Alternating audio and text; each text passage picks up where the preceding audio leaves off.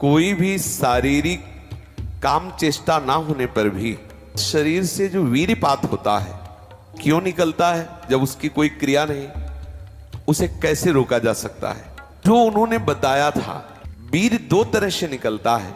एक तो जो घातक है वो उसी के शरीर से निकलेगा जिसने हस्तमैथुन किया है या गंदी क्रियाएं करके बच्चापन से ही वीर्य को नष्ट किया है। जैसे 12-13 वर्ष की अवस्था है और उस अवस्था से आप अपने कुसंग के कारण वीर्य का नाश कर रहे हैं, तो कुछ वर्षों तक हस्तमैथुन करने वाला या अन्य गंदी चेष्टा करने वाला ये नहीं जान पाता है कि इसके द्वारा मेरी हानि हो रही, वो नहीं समझ पाता, क्योंकि जीवनी शक्ति भगवान अपनी तरफ से देते हैं। वो बिल्कुल ना खाए और हस्तमैथुन करे तो भी उसको समझ में नहीं आएगा। कुछ समय के बाद जब उसकी स्थायी जीवनी शक्ति से क्षीण होना प्रारंभ हो जाएगा, तब उसे वो लक्षण जो हस्तमैथुन करने से नाश ऐसे उस प्रसंग में बताया गया, वो लक्षण उसके जीवन में उत्पन्न होने लगते हैं। अब यदि वो किसी संग के प्रभाव से हस्तमैथुन बंद कर देता है तो उसका वीर्यपात होगा।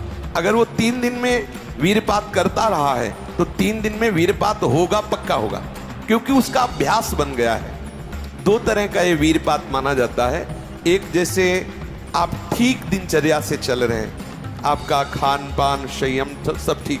पहली बात तो ये है कि जिसने कभी हस्तमैथुन आदि के द्वारा वीर्यपात किया ही नहीं, उसका असली वीर्य कभी वीर्यपात होगा ही नहीं। बात पक्की समझ लेना, ये जीवन के अनुभव की बात करें, इसमें मतलब क्यों में लगाने की जरूरत नहीं, आप खुद देख लीजिएगा।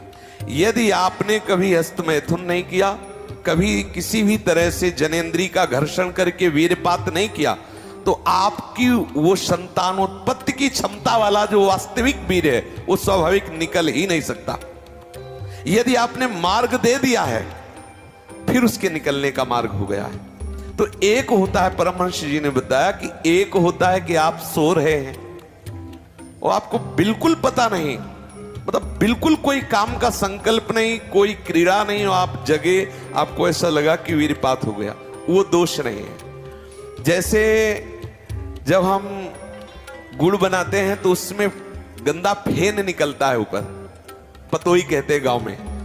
जैसे अरहर की दाल जब उबाली जाती थी गांव में तो ऊपर उसका फेन निकलता है, ऐसे ही ये शरीर का विकार निकला, ना कि ब्रह्मचर्य नष्ट करने वाला वीर्य। बहुत ध्यान पूर्वक सुनने लायक। उपासक को उसमें परेशान नहीं होना। आपको बिल्कुल पता नहीं चला, कोई चेष्टा नहीं हुई, किसी भी तरह की हरकत नहीं हुई और आप जगे और आपको लगा कि वो हमारे वस्त्र गंदे हो गए, तो वो आप ब्रह्मचारी ही हैं, आपके ब्रह्मचार्य का नाश नहीं हुआ, वो जीवनी शक्ति नहीं निकली।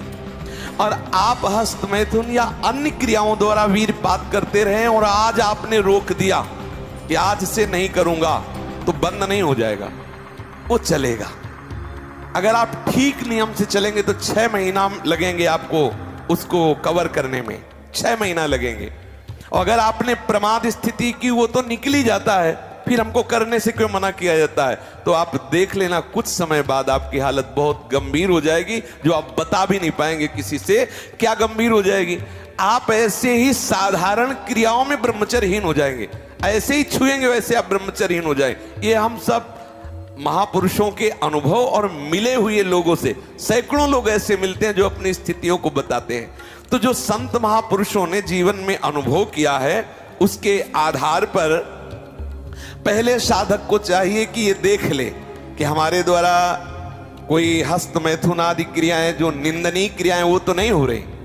एक हमारे अंदर मान्यता बैठ गई है कि वीर क्षरण में ही आनंद है, ये साधक को छोड़ना होगा। क्या तुम्हारा जीवन का आनंद केवल इतना ही है? कब ब्याह हो तो संतानोत्पत्ति के लिए वो मार्ग, तब तक आप ब्रह्मचारी रहे। क्या इतने इंद्रियों के गुलाम हो गए? क्या इतना ही केवल आपने सुख समझ लिया? तो फिर आप देखना कि आगे आपको ये मन किस दशा में पहुंचा देता है। तो जो नव युवक जन है, साधक जन है, वीरपात में यदि उनका कोई स्मरण नहीं रहा और वीरपात हो रहा तो घबराने की जरूरत नहीं। और यदि स्वप्न में आपने स्त्री आदि का संयोग देखा, या कोई ऐसी घर्षण आदि क्रिया हुई, या कोई ऐसी कामोत्तेजना जनित, और फिर आपका वीर्यपात होता है, तो आपके गंदे विचार और पूर्वाभ्यास के कारण होता है। ये बहुत ही गंदी बीमारी है जो आपको अंदर ही अंदर खोखला करती जाएगी।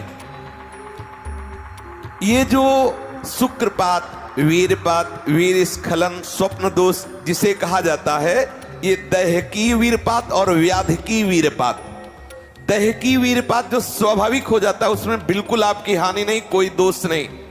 और जो ये व्याधिकी वीरपात है, ये बहुत हानिकारक है, ये आपके जीवनी शक्ति को नष्ट कर देने वाला है, इसलिए इससे सावधान रहें। सबसे पहली बात, ऐसे लोगों का कदापि संग न करें जो हस्त मैथुन करते हैं। जो ऐसे लोगों का कदापि संग न करें जो गंदी तरीके से वीर्य का नाश करते हैं। वीर्य संतानोत्पत्ति के लिए शास्त्र आदेश करता है, मनोरंजन के लिए नहीं। ये जीवनी शक्ति है, मनोरंजन का भी भाग नहीं है। पहली बात, इस स्वप्न दोष से निकलने के लिए हस्त मैथुन को पूर्णतया बंद कर दिया जाए। अगर आप सदगृहस्थ भी हो चुके हैं तो कुछ महीने के लिए आप अखंड ब्रह्मचर्य का नियम लें, जब तक आपका वीर्यपात होना ठीक ना हो जाए। आप वो हानिकारक जो कामोत्तेजना बढ़ाने वाले भोजन है उनको छोड़िए, जैसे अत्यधिक नमक, बहुत कड़वी लाल मिर्च, और जैसे बहुत ही वो मीट मसाला आदि जो बहुत ही कड़वा तीखा, ऐसा गरम मसाला, और बिल्कुल गर्मा गर्म भोजन। ये आपके स्वप्न दोष के ठीक होने की बात है। यदि आप स्वप्न दोष से बचना चाहते हैं तो अत्यधिक नमक, बहुत कड़वी मिर्च, बहुत ही वो उष्ण गर्मा गर्म भोजन, बहुत गर्म मसाले से बना हुआ भोजन, और अत्यंत खट्टी चटनी, जैसे इमली की है, कच्चे आम की चटनी है, और मांस। ये जो लोग कहते हैं कि मांस ताकतवर होता, तुम्हारी चर्बी बढ़ा देगा, ताकत नहीं। ताकत कहते हैं संकल्प शक्ति को। ताकत शरीर शक्ति प्रधानता नहीं होती। संकल्प शक्ति का एक महात्मा पूरे समुद्र को अंजुलि में पी गया। देखो, संकल्प शक्ति, शरीर की शक्ति एक सीमित शक्ति है, संकल्प शक्ति एक महान शक्ति है। जो ब्रह्मचर्य से युक्त होता है उसकी संकल्प शक्ति बढ़ती है। भले आप मांस खा के मोटी चर्बी और आप व्यायाम करके दिखा सकते हैं कि देखो मैं ब्रह्मचर्य क्षीण करता हूं लेकिन बलवान हूं, लेकिन आप आत्मशक्तिहीन है। वो आपका मोटा हो जाना बलवान नहीं है, आपके सुंदर सुंदर मांसपेशियां निकल आना वो बल नहीं है। आप शक्ति, बलवान वो है जो आए हुए आंतरिक वेगों को सह जाए। आए हुए आंतरिक वेग को जो सह गया वही बलवान है। ये जो मछली, अंडा, मांस खाते हैं, ये कभी इस रोग से मुक्त नहीं हो पाएंगे। और जो लोग कहते हैं मैं तो खाता हूं, मेरे अंदर नहीं, विश्वास मत मानना, पक्का झूठा है वो। जो शराब पीता है वो अपने वीर्य को पवित्र नहीं रख पाएगा। चाहे गृहस्थ हो, चाहे व्यापारी हो, चाहे किसी भी तरह की स्थिति में हो, सावधान हो जाओ, ये शराब आपके जीवन को नष्ट कर देगी। ब्रह्मचर्य में अपने आप एक उन्माद है।